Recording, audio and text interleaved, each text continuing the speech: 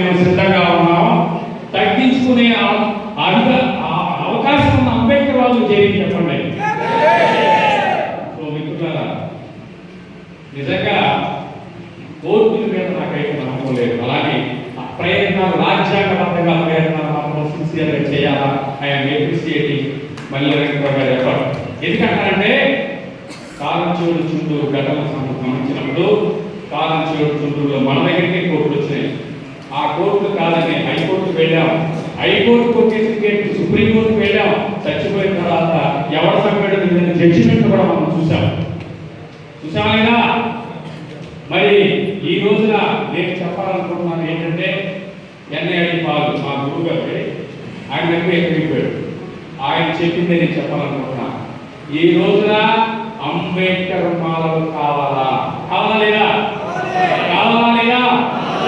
నేను అడుగుతున్నా, మీలో సుప్రీంకోర్టు గొప్పదా రాజ్యాంగం గొప్పదా అంటే ఎవరు ఏం చెప్తారు? రాజ్యాంగం గొప్పదా సుప్రీంకోర్టు గొప్పదా అంటే ఏం చెప్తారు మీరు? అలాగే రాజ్యాంగం గొప్పదా పార్లమెంట్ గొప్పదా అంటే ఏం చెప్తారు మీరు? కాదు, పార్లమెంట్ గొప్పది. ఖచ్చితంగా మీరు అర్థం చేసుకోవాలి. ఎందుకంటే బాబాసాహెబ్ అంబేద్కర్ అన్నారు. బాబాసాహెబ్ అంబేద్కర్ ఖచ్చితంగా చెప్పబడింది ఏం చెప్పారంటే, రాజ్యాంగాన్ని మార్చే అర్హత ఎవరికి? సుప్రీంకోర్టు లేదు, పార్లమెంట్ ఉంది. అర్థమైందా? పార్లమెంట్ కి అధికారం ఉన్నప్పుడు మరి రాజకీయ వ్యవస్థను స్తంభింపజేయాల్సి పోయి, రాజ్యాధికారం సాధించాల్సి పోయి, కుక్కల వలె నక్కల వలె సందులలో పందుల వలె కొట్లాడుకుంటున్నాం. జనాలు ఉంటాయా?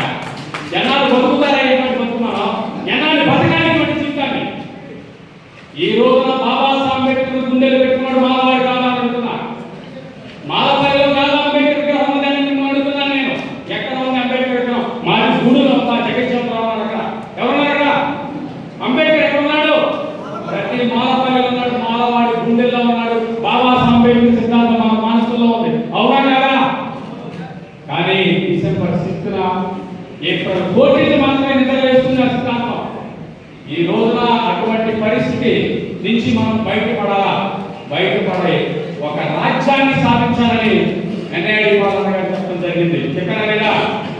ఈ రోజున ఈ దేశంలో, ఈ రాష్ట్రంలో పల్లెని కాపాడిన వాడు మల్లడు. అవునా? మల్ల యోధుడా కాదా? ఈ దేశంలో రాజ్యాంగాన్ని మార్చాలంటే పార్లమెంట్కి వెళ్ళాలా? ఈ రాష్ట్రంలో హక్కులు రక్షించబడాలంటే అసెంబ్లీకి వెళ్ళాలా?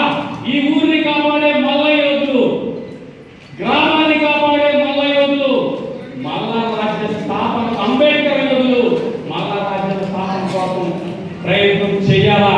రాబోయే 5 సంవత్సరాల ఎన్నికల్లో మల్ల రాజ్యాన్ని స్థాపించే విధంగా మనం ప్రయత్నించాలా? అవునా కదా?